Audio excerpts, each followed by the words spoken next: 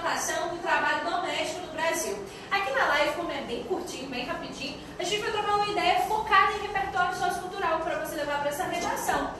E também vamos focar em erros possíveis de ortografia que você precisa saber para a sua redação na competência 1, principalmente.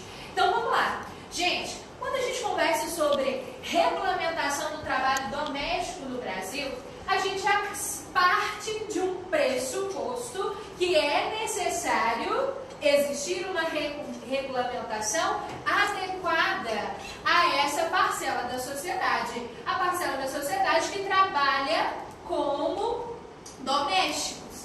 E aí, quando a gente pensa no trabalho doméstico, você não pode ser equivocado de pensar que é arrumar o seu quarto, que é você lavar uma vasilha. Não é isso que a gente está conversando aqui. A gente vai conversar sobre um outro tipo. A gente está falando de profissionais. Profissionais estes que são responsáveis por limpar a casa de alguém, arrumar o quarto de alguém e ser remunerado por isso. Gente, existe uma informalidade muito grande em relação ao trabalho doméstico. E por isso nós precisamos pensar em uma necessidade de organização trabalhista. Gente, estamos conversando sobre trabalho.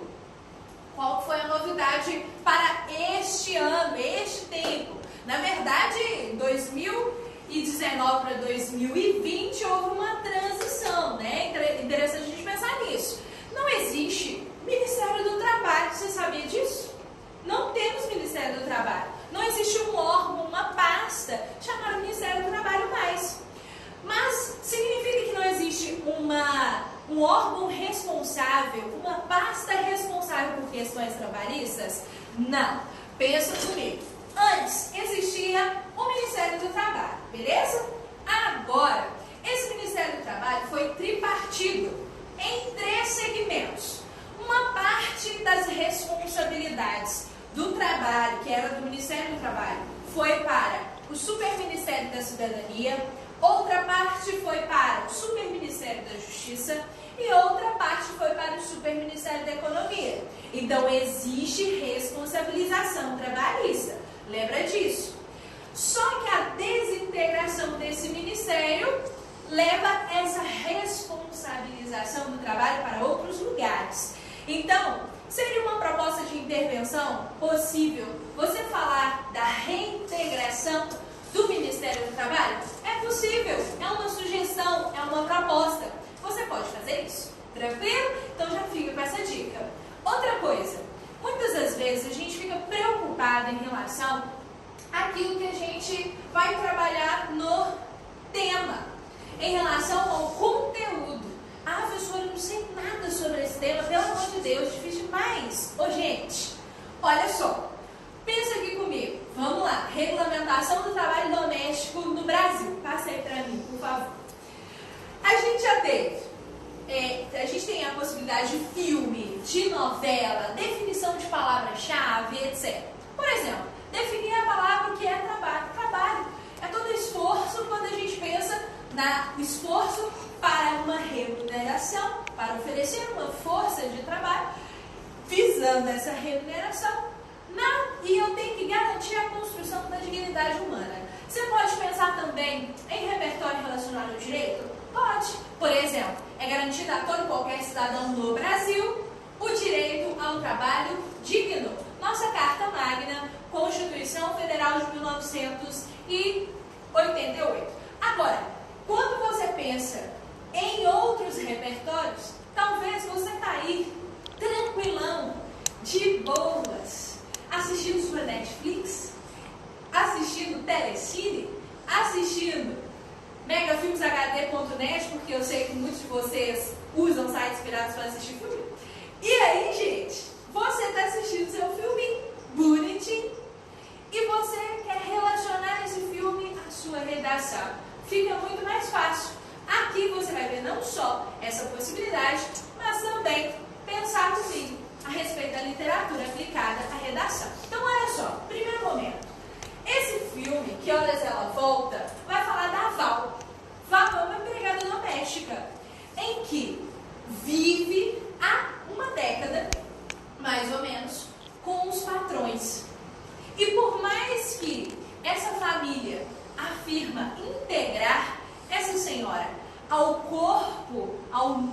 familiar, ela é segregada. Ela não participa de todos os eventos como parte da família, mas sim com alguém que está sempre a serviço dessa família. Esse filme vai levantar uma importante reflexão a respeito do trabalho doméstico no Brasil. Então, fica aí uma sugestão para você. Sexta-feira, sextou, assistir o filme, que horas ela volta? Então, é importante você pensar que quando você relacionar esse filme ao tema, você vai comparar a ficção com a realidade. A ficção retrata a realidade e você precisa pesquisar para provar que a realidade de fato é válida. Agora, como é que isso aconteceria na literatura? Como é que eu pego um repertório da literatura para aplicar na minha redação? Você precisa conhecer. Mas, gente, vamos combinar que não dá tempo de ler tanto livro assim na vida, não. Então, nós vamos tentar fazer um compilado de informações para você levar para a sua redação. Esse compilado vai ser dado pela nossa queridíssima professora Laís Veloso. Nós vamos conversar sobre um repertório show, que vai te ajudar demais na redação. Beleza? Vem com a gente! Olá, olá, olá, olá! Boa tarde, gente! Bem-vindo, bem-vinda, todo mundo aqui juntinho. Hoje a gente fala de duas obras especiais que tratam aí para nós de aspectos relacionados ao trabalho doméstico, a partir de perspectivas que estão localizadas em dois momentos aí. Um primeiro momento, no final do século XIX, com o livro Cortiço. A gente sempre fala desse livro quando está no segundo ano, porque ele faz parte lá do nosso realismo e naturalismo brasileiro. Ele está dentro do movimento literário naturalismo e a gente vê mais ou menos juntinho. Faz parte agora do conteúdo do módulo laranja, por exemplo, né? E a gente começa falando do Quarto de Despejo, que é um livro aí que é publicado em 1977 por uma autora catadora de papel, que se tornou escritora meio que ao acaso, descoberta por um jornalista que estava passando ali numa periferia, numa favela, a favela do Canindé, em São Paulo, e na sequência ela traz praticamente muitas informações de sua vida neste livrinho autobiográfico chamado Quarto de Despejo, e mais alguns outros que a gente comenta logo mais. Quem é essa autora? Carolina Maria de Jesus. Negra, catadora de papel, com 3 filhos, sem marido, no meio da favela do Canindé, em São Paulo, e ela começa a escrever usando restos de cadernos que iam para o lixão, e ela recolhia aquilo ali e usava como sua cadernetinha. E aí está o ponto fabuloso disso tudo. Os poucos momentos que ela estava em casa, ela cuidava dos filhos e usava um ou outro minutinho para escrever sobre o quê? Sobre o seu dia a dia no lixão, o seu dia a dia em casa, a ausência de uma ajuda de pessoas para que ela pudesse minimizar o trabalho doméstico em casa. E o grande ponto, a maioria das suas vizinhas, das outras mulheres que faziam parte, que estão aqui como personagens nesse livro, eram sim trabalhadoras domésticas. Eram pessoas que não tinham assegurado o direito enquanto trabalhadora, enquanto profissão dentro do âmbito doméstico. E que nesse sentido ela recolhe alguns desses depoimentos, trazendo tanto para o livro Diário de Bibita, quanto para esse livro aqui, Quarto de Despejo. E aí, tenho aqui para nós alguns trechinhos que dá para a gente associar aí a esse tema da redação de hoje e usar como repertório cultural. Olha o que ela diz lá na página 36 dessa edição.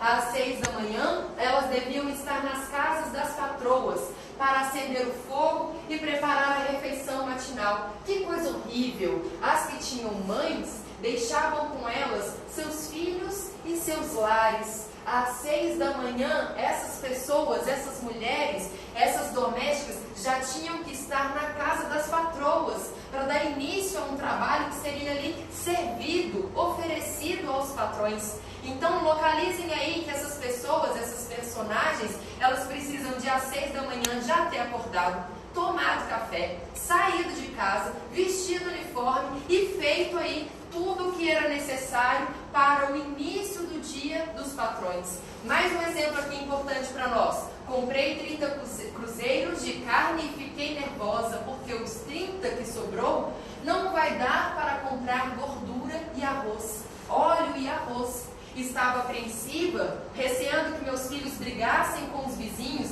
Vizinho com S, uma nota importante, Carolina Maria de Jesus estuda pouquíssimo, só os primeiros anos do ensino fundamental. Isso denota para nós um repertório linguístico, um repertório de apropriação aí para nós da língua portuguesa gramaticalizada muito inferior ou diversificado em relação àquilo que o cânone literário fala sobre o que deveria ser a língua portuguesa dentro dos livros de literatura. Então é uma nota importante para nós, pois essa autora por muito tempo não foi considerada uma autora legítima do cânone e da literatura brasileira. E aí, seguindo aqui, fui receber o dinheiro da Vera. Que fila! Era as mulheres que iam receber as mensalidades dos esposos e dos pais de seus filhos. Eu tenho que dizer nossos filhos, porque eu também estava no núcleo. Olha que nota importante que ela, como narradora, traz para nós aqui. A ideia de infância e de crianças dentro da comunidade, ela é uma ideia de pertencimento coletivo. Não é só o meu filho ou o filho da fulana. O filho de qualquer um ali é de todos, porque eu posso cuidar deste filho enquanto a minha colega, a minha vizinha, ela vai trabalhar na casa de uma outra pessoa. Então é um ponto importante que ela traz aí da ideia de que as domésticas elas se ajudam enquanto uma classe que normalmente está trabalhando ali dentro de um mesmo espaço a partir do livro Quarto de Despejo, a partir de como a Carolina Maria de Jesus localiza para nós. Passa aí um cadinho no slide, por favor, para a gente ver aí mais algumas coisas sobre a Carolina. E aí a gente ela está mais ou menos dentro do que a gente chama de tendências contemporâneas. Ela corresponde à literatura de periferia. Toda a escrita da Carolina Maria de Jesus, ela é autobiográfica, ela está falando da própria vida ali dentro, E é uma literatura que a gente chama de literatura negra e feminina. Ela traz dilemas relacionados às questões raciais e também as questões da mulher, como a mulher é subjugada, as violências que a mulher pode sofrer e por aí vai. E diante desse contexto do trabalho doméstico, isso é ainda um ponto muito, muito fundamental, para a gente entender em alguma medida como em algumas situações os patrões também exploram desse aspecto corporal e erótico das mulheres todas. E aí a gente vai ter um pouco de coloquialidade, a gente vai ter o tema da fome, o tema da violência doméstica e o tema também do racismo. Mais um livrinho aí para nós, no próximo slide, a gente está falando sobre o cortiço. Por que o cortiço vai ser importante sobre esse tema? A gente vai ter aí um livro publicado ali em 81, 89, no momento que a gente está ali cruelmente falando sobre a abolição da escravatura.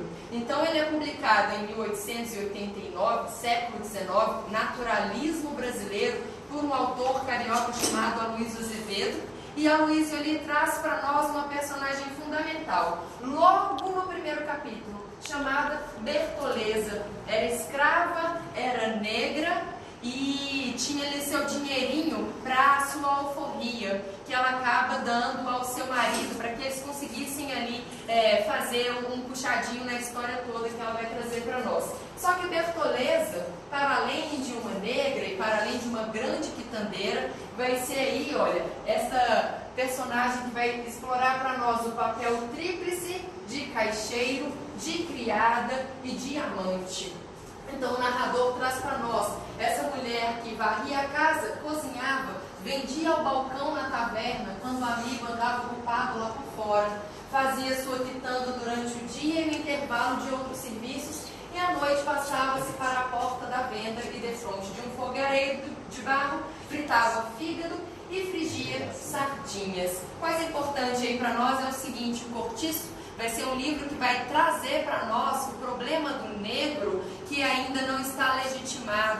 Assim como em muitos momentos, em muitos contextos atuais no Brasil, a gente continua tendo o negro trabalhando sem nenhum tipo de direito assegurado pelo seu patrão. É algo semelhante com o que o Aloysio Azevedo traz aqui para nós como denúncia social, que é uma característica do naturalismo e que é algo que a gente continua percebendo, né? Então é importante a gente perceber como que esse tipo de discurso ele já está presente assim desde sempre. E mesmo quando a gente acaba de ter uma abolição da escravatura, ele ainda se perpetua na nossa sociedade atual, ok? Passando aí só para a gente entender quem foi esse Aloysio Azevedo, um bigodudo também, pode ser mais um? Tá sem imagem dele, desculpa. Então é esse rapaz que nasce no Maranhão e morre na Argentina, e ele começa escrevendo para sobreviver, e depois ele entende que a denúncia, que a escrita ela pode se amarrar a um aspecto de denúncia social. É o ponto todo que os autores desse momento do fim do século XIX vão traçar para nós, né? E isso muito associado ao preconceito e trazendo o cotidiano dos personagens que eles tratam ali, há uma semelhança ao cotidiano das pessoas que liam e ao cotidiano do que a gente pode perceber hoje como crítica, trazendo aí para nós um ponto fundamental que é o arquétipo social, uma profissão que representa uma série de elementos para a gente fazer aí um paralelo com o que acontece em termos de denúncia, em termos de crítica. Tá certinho? 2, 3 livrinhos aí importantes que ele faz: Ovo Lato, Casa de Pensão e O Cortiço. E aí a gente fecha o tema, ou as duas indicações de literatura com esses 2 livrinhos legais aí para vocês usarem como repertório nessa proposta de redação sobre o trabalho doméstico. Um beijão e a gente se fala. Tchau, tchau.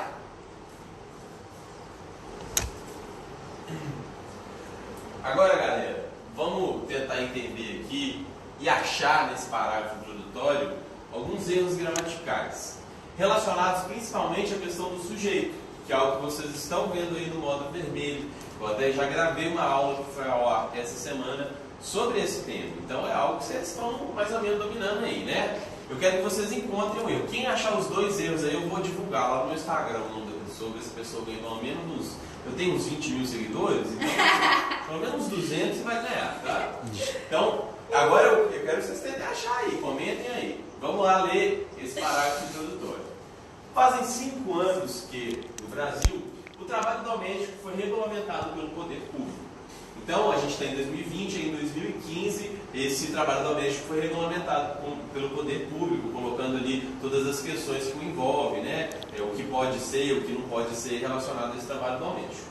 No entanto, assim como na obra de Carolina Maria de Jesus, o trabalhador doméstico ainda sofre em função de diversas violações de direitos básicos.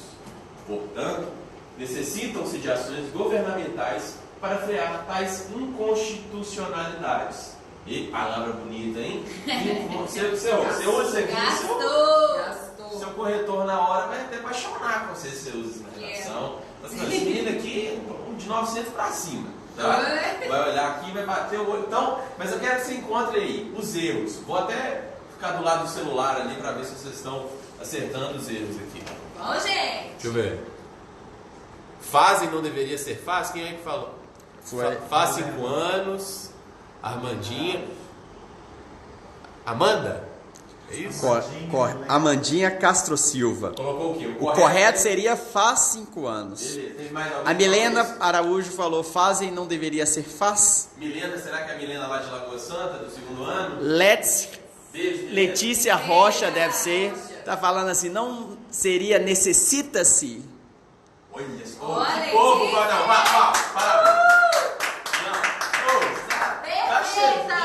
Agora o Gustavo de Biologia acertou tudo também, viu? O que é isso? Gustavo de Biologia, eu vou te falar, viu? Olha lá, vamos lá ver agora lá no slide onde que estavam os desvios. Então, vocês acertaram, principalmente relacionado aqui aos verbos, ou seja, o verbo fazer deveria estar no singular e assim como o verbo necessitar também deveria estar no singular. Então, vocês acertaram, vocês estão assistindo às aulas aí bonitinho. Vamos ver aqui no quadro como que isso acontece, por que isso acontece. O verbo fazer, quando ele indica tempo, quando ele tem esse sentido, né, o que ocorre é uma oração sem sujeito. Então a gente tem sujeito indeterminado, sujeito composto, mas a gente tem algumas orações que elas aparecem sem um sujeito. Ou seja, a única coisa que se diz ali é realmente o predicado, ou seja, é o acontecimento. Esse acontecimento ele não tem alguém que está exercendo esse acontecimento. É o caso aqui do verbo fazer indicando tempo. Então, quando o verbo fazer indica tempo, é uma oração sem sujeito. Portanto, esse verbo deve permanecer no singular. Então, faz 5 anos, faz muito tempo, tudo isso, o verbo fazer ele sempre vai permanecer no singular. A gente tem outras 2 ocorrências de oração sem sujeito. São elas, fenômenos da natureza. Então, quando eu digo assim, choveu 10 dias seguidos. Aí sempre, quando a gente tenta achar o sujeito, a gente vai pelo verbo, né? Quem choveu 10 dias seguidos? Ninguém choveu 10 dias seguidos. Simplesmente choveu 10 dias seguidos. Então, essa oração não tem sujeito. E o outro que é o verbo haver no sentido de existir. Então, quando o verbo haver ele aparece no sentido de existir, ele sempre vai ficar no singular. Por exemplo, há muitas pessoas aqui, ou seja, existem muitas pessoas aqui. Ok? Então, o verbo haver no sentido de existir, os fenômenos da natureza, e aqui alguns verbos, por exemplo, fazer indicando tempo, vão ser orações sem sujeito, portanto, elas vão permanecer no singular. Ok? Então, oração sem sujeito, o verbo permanece no singular. Agora, outro caso aqui de sujeito indeterminado. Principalmente quando ele está acompanhado pela partícula C. Então, esse aqui é um pouquinho mais complexo. Presta atenção. Verbo transitivo indireto. Qual que é o verbo transitivo indireto? É aquele que necessita de preposição. Então, tem um complemento verbal, mas esse complemento verbal é introduzido com uma preposição. E o verbo intransitivo, ou seja, o verbo intransitivo é aquele que não necessita de complemento verbal. Por exemplo, a gente estava até aqui discutindo antes da live o verbo morrer. Quem morre, morre. Não há necessidade de um complemento verbal. Você pode colocar aí um advérbio, uma adjunta adverbial indicando o tempo, onde a pessoa morreu, ou coisas do tipo, mas não um complemento verbal. Tá? Então, quando o verbo transitivo ou o verbo intransitivo na terceira pessoa do singular estiver acompanhado dessa partícula se, a gente tem um sujeito indeterminado. Então, presta atenção, verbo necessitar. Quem necessita, necessita, responde aí, aluno. Quem necessita, necessita de alguma coisa. Então, a gente tem o que aqui? Um verbo transitivo indireto. Beleza? Se ele é verbo transitivo indireto, isso aqui é um sujeito indeterminado. Então, isso aqui deve permanecer no singular. Beleza? Então, verbo transitivo indireto, quando ele está acompanhado aqui da partícula se, o que a gente está falando é sobre um sujeito indeterminado que vai permanecer no singular.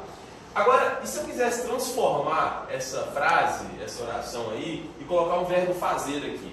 Então, eu quero dizer assim, faz-se necessárias ações ou fazem-se necessárias ações? O que vocês acham que está correto aqui? Qual das duas opções? A gente falou ali do verbo fazer, falou aqui da partícula se. Como que vocês fariam isso aí?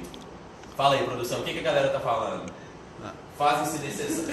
É melhor? Fazem-se necessárias ações ou fazem-se necessárias... Aqui não tem muito, primeiro, que a galera tá falando aqui que é o Pedro Mohamed Lindão. Obrigado. E a galera tá curtindo mesmo. Quem me chamar de William ganha meio décimo. Não, mas todo mundo tá Mohamed. E aí, o que você acha desse Mohamed? É uma adaptação, eu acho que é uma licença poética. Ah, é? Pode. Se for com uma intenção carinhosa, eu deixo. Né? E o A ou B, gente, olha aqui. A e o foco. A ou B? Não, eu acho que a galera tá no Mohamed mesmo. Mas aqui a Fabrícia falou que é face. Face É, letra A. É. E a então só a Fabrícia que respondeu até então. Agora a Cássia falou que é letra B, no caso. Caíssa. Caíssa, é. Tá, beleza. Vamos ver aqui, gente. O verbo fazer, ele é um verbo... Primeiro, a gente falou que o verbo fazer indicando tempo é uma oração sem sujeito. Nesse caso, o verbo fazer está indicando tempo? Está indicando algo relacionado ao tempo aqui? Faça necessárias ações? Tem uma ideia temporal? Não tem uma ideia temporal. Então, aquele caso de oração sem sujeito, a gente já excluiu. Agora, vamos ver, porque ele está acompanhado da partícula se aqui. Então, se ele for um verbo transitivo indireto ou um verbo indireto, o sujeito é indeterminado. Ou um verbo intransitivo ou um verbo transitivo indireto, a gente teria um sujeito indeterminado. Esse verbo aqui, qual que é a transitividade dele? Quem faz, faz alguma coisa. Quem faz algo. Então, faz alguém? Olha só. Então, verbo transitivo direto. Ou seja, esse verbo aqui, ele pede um complemento verbal, mas sem preposição. Então ele não entra nessa regrinha. Ele não é um verbo transitivo direto e nem um verbo intransitivo. Ele é um verbo transitivo direto. Portanto, você tem que fazer, sim, a concordância. Porque aqui tem um sujeito. Qual é o sujeito? Ações. Ações se fazem necessárias. Coloca a oração nessa ordem que você consegue perceber. Ou seja, ações fazem-se ou se fazem necessárias. Então, a alternativa A está incorreta e a alternativa B está correta. Beleza, galera? Ó, dessa vez eu vou falar pra você. O Gustavo errou, viu? Gustavo errou? O Gustavo errou. O Gustavo aqui foi na onda e o Ed também errou, tá? Eu só tô falando aqui porque aconteceu. Quem acertou? A maioria foi na letra A. Vou te falar a verdade, viu? Mas teve uma que acertou, a Caíssa, né? A Caíssa, eu não lembro quem foi. Caíssa... Show! Tá de parabéns. Gente, foi um prazer mais uma vez. Beijo pro Segundão, beijo pra Lagoa Santa que acertou. Segundão, meu antigo primeiro, saudades, perfeitos, maravilhosos. Até mais. Até a Tchau, próxima. gente.